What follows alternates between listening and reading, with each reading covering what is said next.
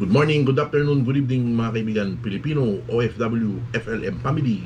Saan man sulok na mundo tayo naroroon ay pagpalain tayo ng Diyos at pagkalooban tayo ng mahabang buhay bawat isa. Agbyag ka, Apo Francis Leo Antonio Marcos. Agbyag ka, boss. Mga kaibigan, bigyan naman natin ng reaction tong video ni galing ito kay Caroman Carino, LTV mga kaibigan. Talagang matindi rin tong kapatid natin na to mga kaibigan. He digging in deep inside.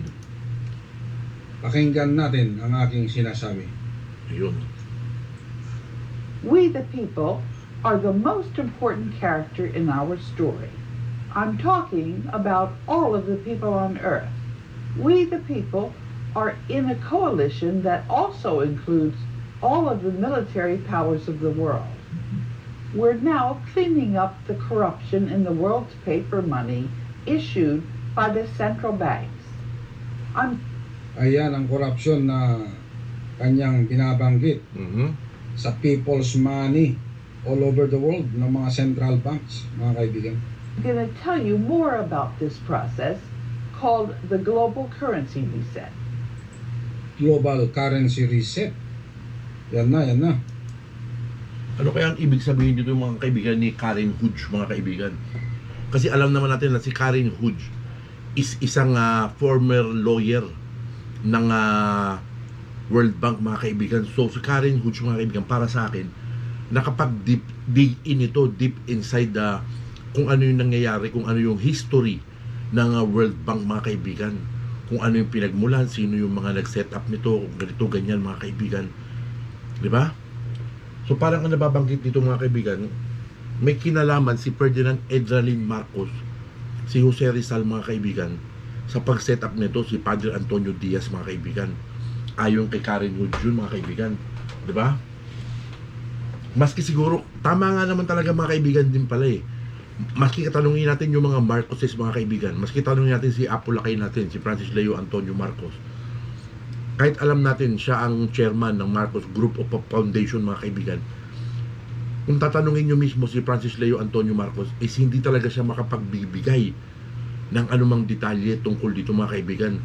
Kumbaga ito'y mananatiling kuro-kuro ba, mananatiling palaisipan sa sangkatauhan, lalo na sa mga Pilipino mga kaibigan.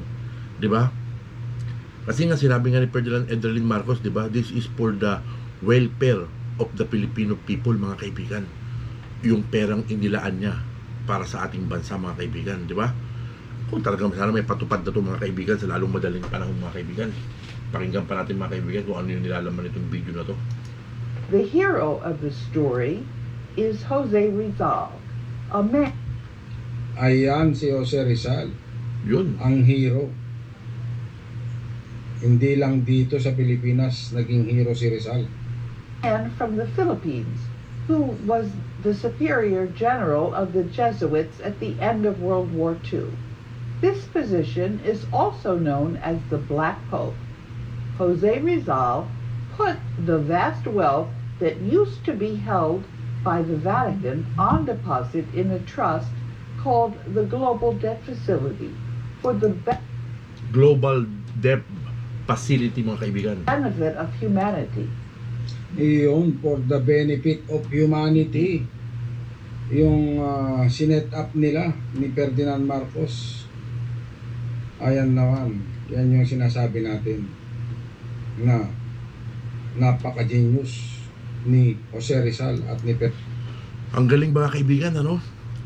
Pero sa history natin mga kaibigan, kung titingnan nyo, Jose Rizal is died somewhere like this, like that mga kaibigan. Pero ang totoo pala mga kaibigan, nagtago siya sa katauhan ni Father Antonio Diaz mga kaibigan.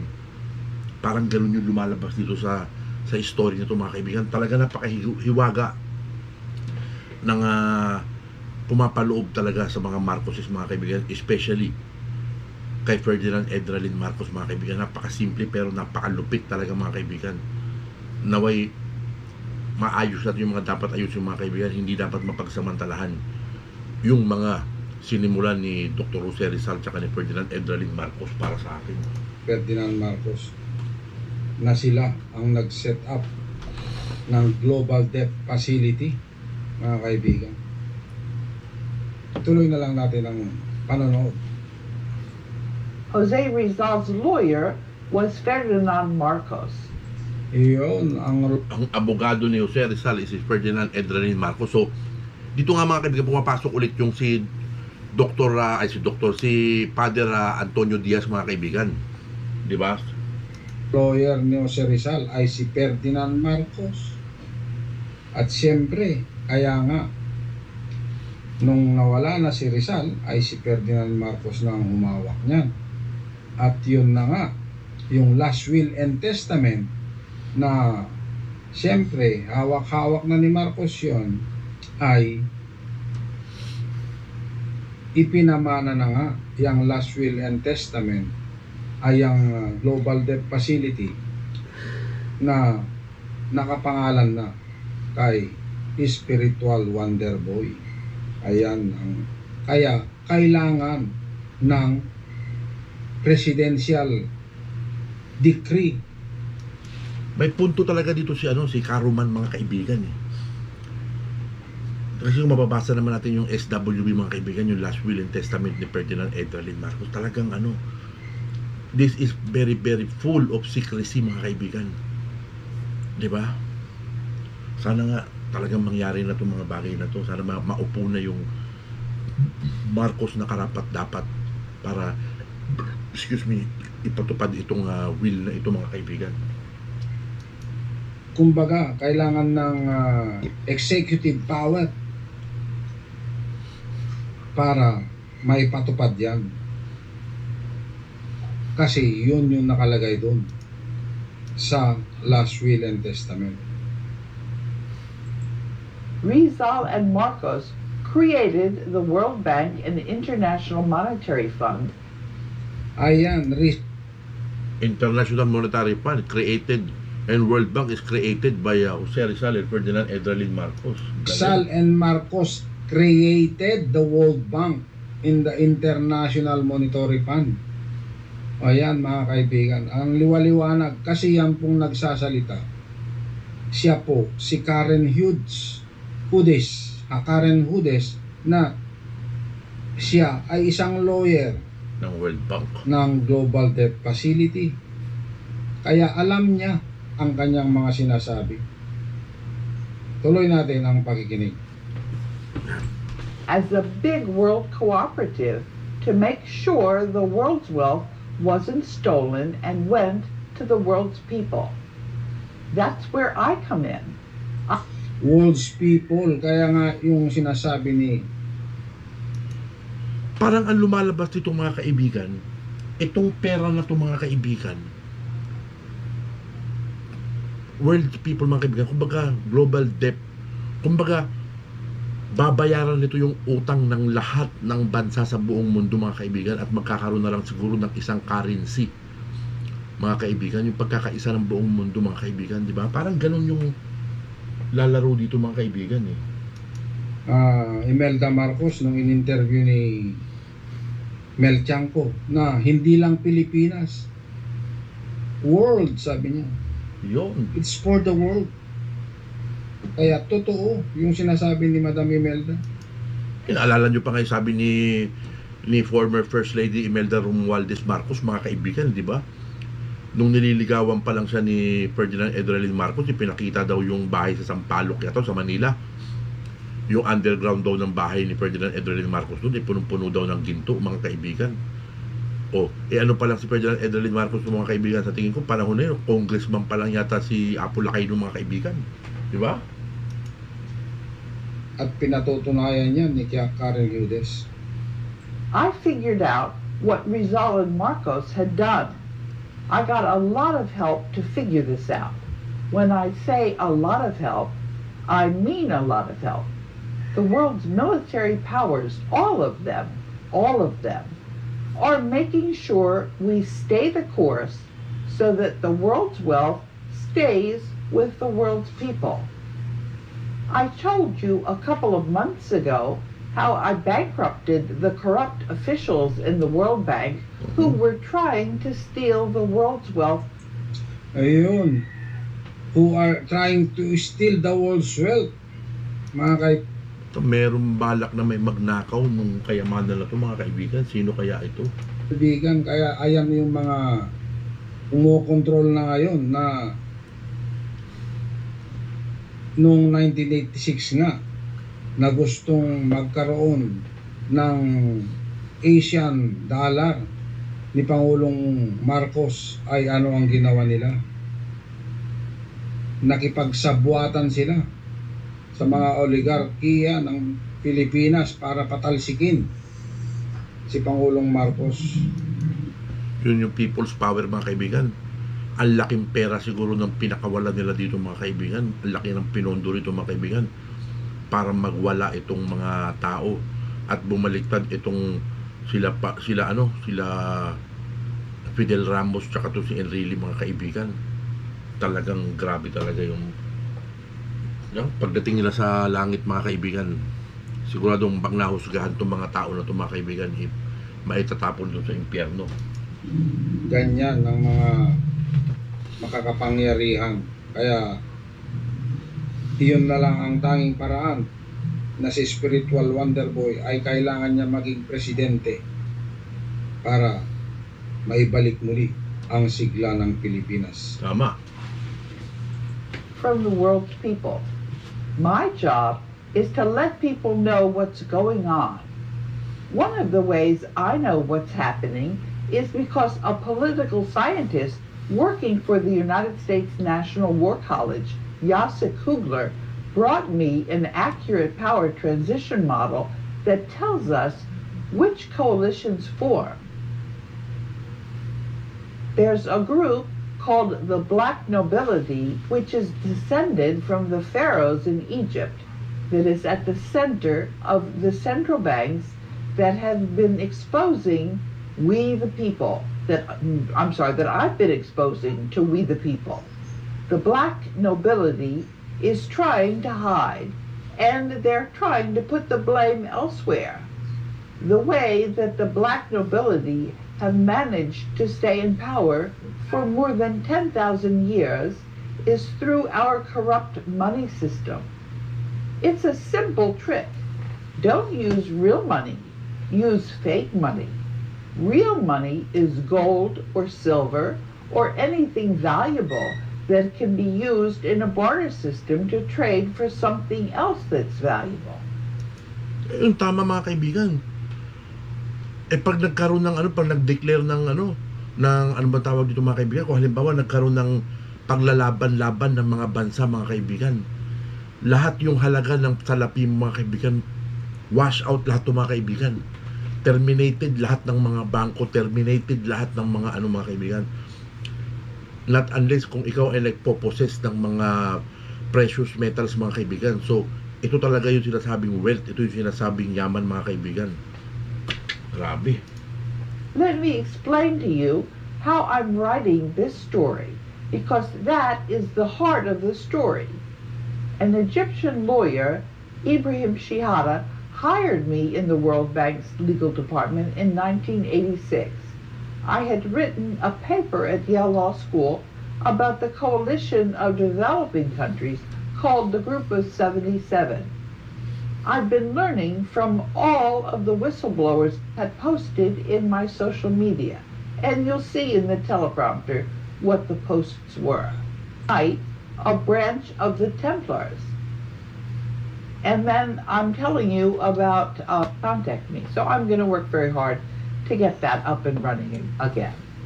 The banking cartel thinks it owns the world, and it broke a link where I said, Banking cartel mga kaibigan. Ano ba ibig sabihin ng mga kaibigan? Kumbaga parang malaking malaking grupo to na hawak nila yung mga bangko ng buong mundo, parang ganun mga kaibigan. the rest of us don't accept their corruption, and we are strong. Showed you that the District of Columbia was engineered to be, who made a comment, direct confrontation with the banking cartel. And I said, no, we really should confrontation. We should leave things the way they are now. People see, well, yes, there must be something that lady's saying or doing that would make them attack her. And the main thing is about the corruption in the world's money. The private central banks, they don't have any gold. That's because most of the gold is in the global debt facility. And So saan ba nakatayo itong global debt facility mga kaibigan? So itong lugar na ito mga kaibigan, andito lahat yung sinasabing ng mga gold, mga precious stones, mga kung ano-anong yaman mga kaibigan. Pero ang bulk nito mga kaibigan para sa akin is gold. And then, if you can stop scrolling, I'm going to explain about how our money system works. Money is based on debt. The central banks are promising to pay money, and they're issuing paper which is traded for goods and services that do have value, and it's only because people agree that paper money is worth something to the currency. And if they were required to put gold, real gold, in the currency, which is what we're going to do in the global currency, things that Jose Rizal did. This is his genius. What he did was he went around to the royalty at the time in the 1930s. Ayan, his genius.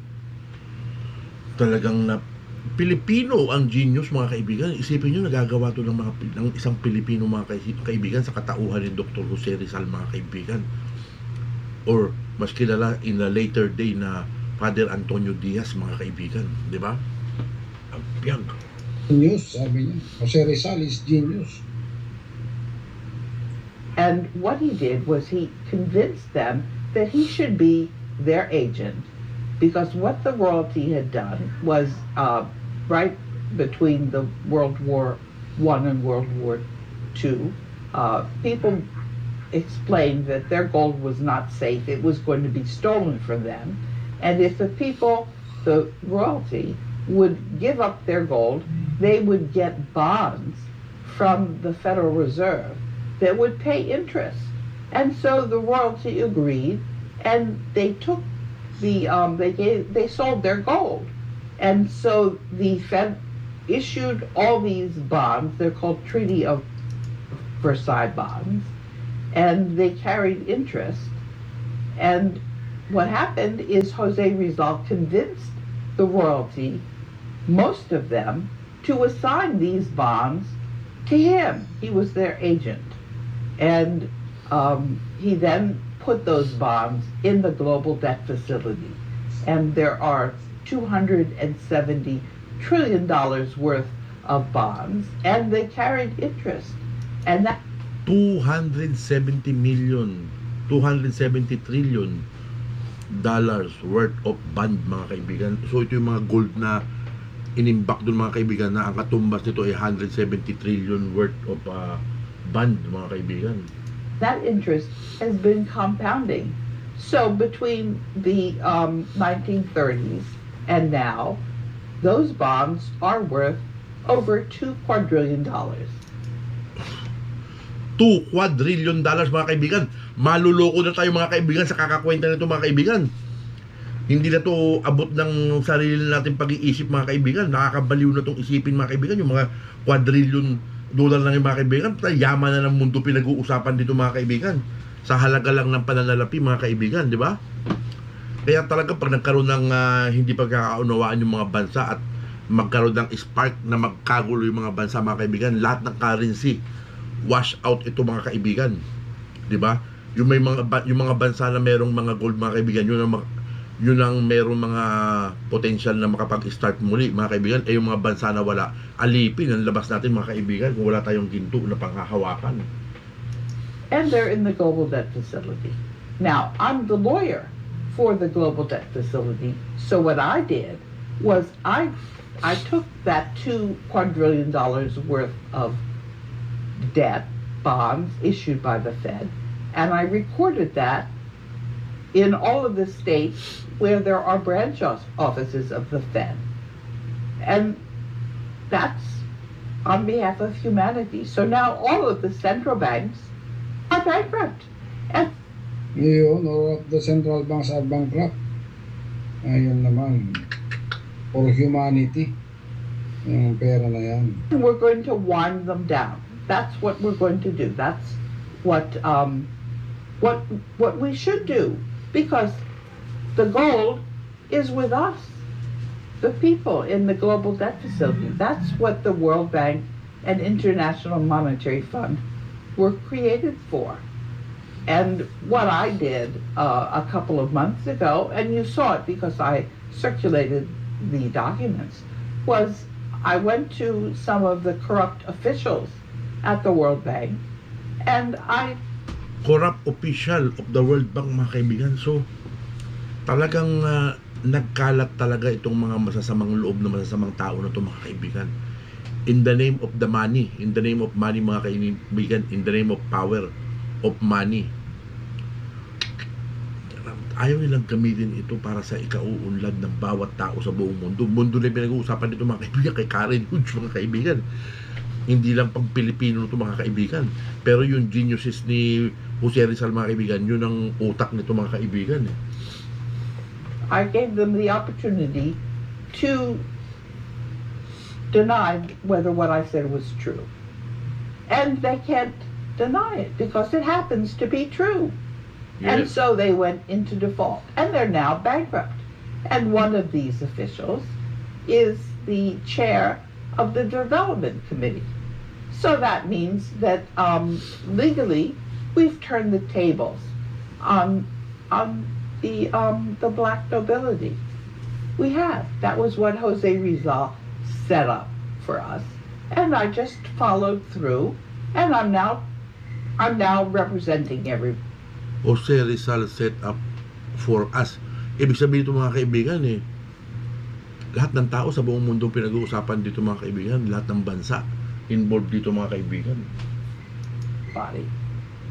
Ngayon, that was Jose Rizal set up for us. Ayan naman, mga kaibigan. And Karen Hughes is representing for everybody. Nire-represent niya para sa ating lahat. Galing. And so far so good. Nobody has denied it, have they? And I've gone and I've bankrupt a lot of the corrupt officials, the ones that are trying to keep us from the world's wealth. And so one of the officials that I bankrupted is Donald Trump. And you can read the documents to see who else I bankrupted. So we're now, our position is we have turned the tables. We've finished the legal work that Jose Rizal started out by doing. And what I did is I offered to all of the people in all of the governments, I offered to exchange the currency, the paper currency, for real, for currency that has gold in it. And there's a form of currency called orum, where it's a plastic envelope. You press the gold very thin, and the face amount of the bill has that value of gold in it. So that offer, I wrote the letters in 2015 to all of the governments, and I've got copies of these letters, which I've posted, or I think that's what I'll do when in next week when we post this video. I'll put a copy of all of those. Mga kaibigan, isang Karen Hughes, mga kaibigan. She cares for the humanity, mga kaibigan. Humanity na pinag-uusapan dito, mga kaibigan, di ba? Wala naman sa kanya yung makikita mo yung yung pagiging gahaman, mga kaibigan, di ba? Ang dami talagang tao, mga kaibigan, na nabubuhay kahaban sa pera, mga kaibigan. Yung bang tipong magiging kaibigan ka lang nila pag may kailangan lang sila sa'yo, mga kaibigan. Pero pag wala na silang kailangan sa'yo, neho, nehay,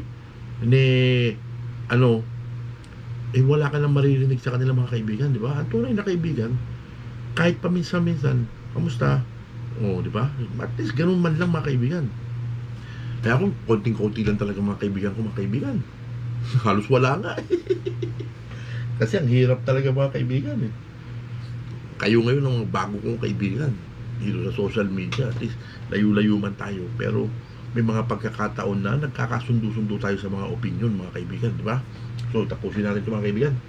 That correspondence. And what's going to happen eventually, and this is 90 to 95% likely, is we're going to negotiate the agreements with all of the countries.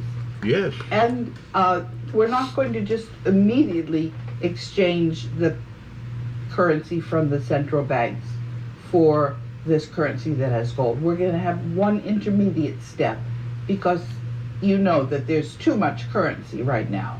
There's too much paper issued with the quantitative easing, etc. And a lot of crooks have earned. But yan, mga kaibigan, hindi bigyan ng pagkakataon yung isang currency lang, mga kaibigan, yung pinaiiral sa buong mundo, mga kaibigan. Di ba? Bakit hindi kaya magkaroon ng ganong klaseng sistema, mga kaibigan? Tapos merong isang standard lang ng ng kung ano yung pamumuhay ng pinakamahirap sa pinakamayaman na bansa, mga kaibigan, yung pinakamaliit na nasusweldohin ng pinaka-ordinaryong tao sa pinaka-maunlad na bansa, mga kaibigan. Di ba? Ba't hindi ganyan ang pairalin sa buong mundo, mga kaibigan? Di ba? Sa lahat ng mga bansa sa buong mundo, mga kaibigan. Kung halimbawa, sino ba yung pinakamayaman na bansa? Sino ba yung bansang mayroong pinakamalaking per hour, mga kaibigan, na pinasusweldo? Bakit hindi gano'n ang gawing standard salary ng lahat ng manggagawa sa buong mundo, mga kaibigan? Diba? Para lahat pantay-pantay, lahat pare-pareho ng pwedeng matamasa, mga kaibigan. Tapos yung singil ng kuryente, mga kaibigan, dapat libre na, mga kaibigan, galing sa mga gobyerno ng mga bansa, mga kaibigan. Tapos yung mga tubig, di ba? Ospital libre din, mga kaibigan. Basta mga basic na pangangailangan ng mga tao, mga kaibigan, di ba? Ibigay na libre, mga kaibigan, di ba? So ang gagastusin mo na lang, mga kaibigan, is yung pambili mo ng mga pagkain, yung mga ini-import-export, mga kaibigan, ng mga bagay. Ito na lang, mga kaibigan, yung yung binibili ng pera, mga kaibigan, di ba? Pero pagdating sa kuryente, tubig, ospital, mga kaibigan, gamot, dapat ito gawin ng libre sa buong mundo, mga kaibigan, di ba? Gobyerno na ang nagpopondo nitong mga bagay na ito, mga kaibigan, di ba? Kasi isa yan sa mga nagpapahirap sa mga tao, mga kaibigan, di ba? Lahat ng bansa, ba't hindi patayuan ng first class na mga ospital, di ba? Lahat ng bansa sa buong mundo, kasi lumalaki na yung population ng mundo, mga kaibigan, eh. Kaya global na itong usapan natin, mga kaibigan, di ba? Sarap talagang yan. Tama nga, mga kaibigan, di ba? Gobyerno na lang sa gobyerno ang bibili, tapos yung mga pharmacist na lang, mga kaibigan, ito na lang yung mga didistribute mga gamot. Kung may reseta ng doktor, bibigyan ka lang nila hanggang nireresetahan ka, mga kaibigan, di ba? Galing talaga. Money through trafficking and whatnot. So we're not going to exchange all of the currency issued by the central banks for currency that has gold. And the intermediate step, we're going to exchange the currency from the banking, the central banks, for currency issued by the real governments. And it's going to be up to each country and their people to figure out how to get their government exchanged from the corporation that it now is. And there are a lot of people, if you look into... Parang ang nararamdaman ko, mga kaibigan, dito, lahat ng tao, lahat ng mayayaman sa buong mundo, lahat ng let's work for the benefits of our people, or lahat ng mga tao sa buong mundo. Kailangan halos magkapantay-pantay lang, mga kaibigan, di ba? Kung ano yung kaya nung isa, maging kaya din ng lahat, mga kaibigan. Di ba? Ang sarap nung ganun, di ba? One united world, mga kaibigan, di ba? Kung wala lang talaga itong mga demonyo na itong, mga kaibigan, kasi yan ang mga demonyo na yan, mga kaibigan, yan ang nagdi-divide sa mga sa mga mabubuting tao, mga kaibigan. Talagang ibang klase talaga dito sa mundo, mga kaibigan. Sino kayo makakagawa na tao ng, mga kaibigan, no? Na one united world under God, mga kaibigan, di ba? Masaya siguro yung gano'n, mga kaibigan, ano? Basta tayo manatili tayong mabuti ang ating kalooban. Huwag tayo basta-basta nang husga. Huwag tayong basta-basta pumapabor dun sa mga salita na, oh, dapat yan ganito, dapat yan ganyan, maging ganyan, dapat yan maging ganito. Huwag tayong manghuhusga, mga kaibigan, para hindi rin tayo husgahan ng ating Panginoon Diyos, mga kaibigan, di ba? Para sa akin ngayon. The comment section in YouTube, you'll see that there are a lot of people that understand that this is the situation, the corruption that we're now in. That's the actual reality.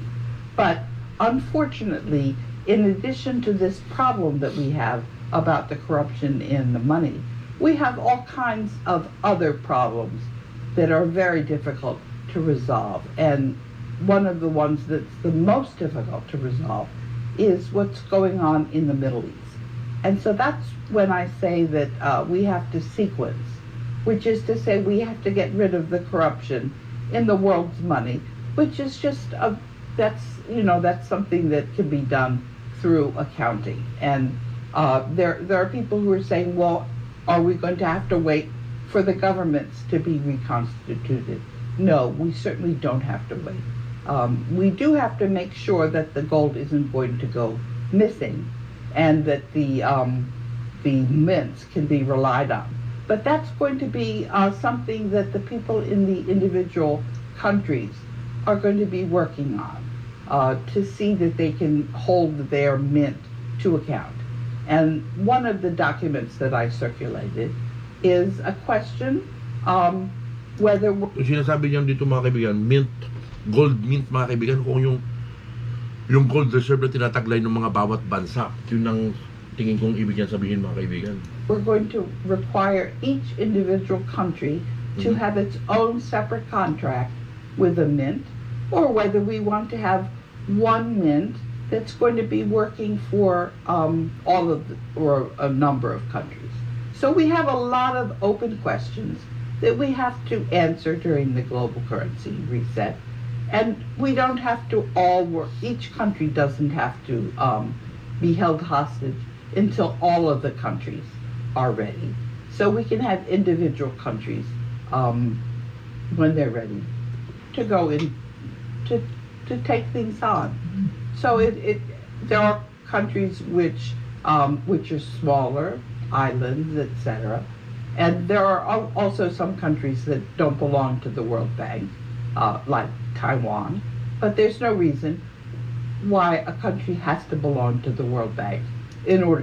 So, sino-sino ba yung mga country na belong to the World Bank, di ba? Taiwan, hindi kasali dito, mga kaibigan. To get its share of the world's wealth. Iyon, mga kaibigan, world's wealth. Yan yung sinasabi natin na that's your gold, sabi nga niya, na 1.75 million metric tons, mga kaibigan. At yan ay, kumbaga, ipinahiram nga ni 1.75 million metric tons of gold, mga kaibigan, na pinahiram. Ferdinand Marcos at ni Jose Rizal sa mga bansa, at yan ay nag-accumulate na ng mga tinubo. Kaya malaking pera na yan. Sabi nga niya ay 2 quadrillion dollars. Ayan naman, mga kaibigan. Kaya nararapat na si Spiritual Wonder Boy, para maipatupad na ang wealth na yan, ay kailangan niya maging presidente para magkaroon siya ng executive power na lagdaan niya ang presidential decree na yan para makuha na ang mga tinubo ng mga gintong ipinahiram ni Jose Rizal at ni Ferdinand Marcos. Kaya hanggang sa muli, Yun, mga kaibigan, yung mga tinutubo nung ginto na pinahiram ni Ferdinand Edralin Marcos at ni Dr. Jose Rizal, mga kaibigan, aka Father Diaz, mga kaibigan, di ba? Sa aking sarili lang na pananaw, mga kaibigan, is na po yung mga perang tinutubo nito mga kaibigan, para sa akin, napupunta sa Marcos Foundation mga kaibigan. Yung mga trust fund na mga nagmamature na mga kaibigan, napupunta dun. Ang hirap talagang anuhin. I-collaborate talaga mga kaibigan kasi talagang namamayagpag talaga yung mga corruption sa lahat ng bansa mga kaibigan. Sana maging maayos lahat para sa ikabubuti ng sambayan ng mundo mga kaibigan. Parang ganoon na yun mga kaibigan. Kaya yun lang yung naging reaction natin dito sa ni Roman Carino mga kaibigan. So baka tayo medyo light lang yung tackle mga kaibigan, mabigatan to mga kaibigan, di ba? Kaya kailangan natin talaga si SWB mailagay sa pagkapangulo mga kaibigan. So malalambra niya sa mga susunod na araw mga kaibigan, sa mga susunod na linggo, na buwan mga kaibigan. Di naman lingid sa kaalaman natin mga kaibigan na ang tinatakbo ng ating mansyon sa YouTube channel mga kaibigan is nararamdaman natin na malapit na nating makapiling si Francis Leo Antonio Marcos mga kaibigan. And Francis Leo Antonio Marcos, we want you in the government, if possible in the highest position in the government. Agbyag ka Francis Leo Antonio Marcos, mahal ka ng sambayan ng Pilipino, agbyag ka.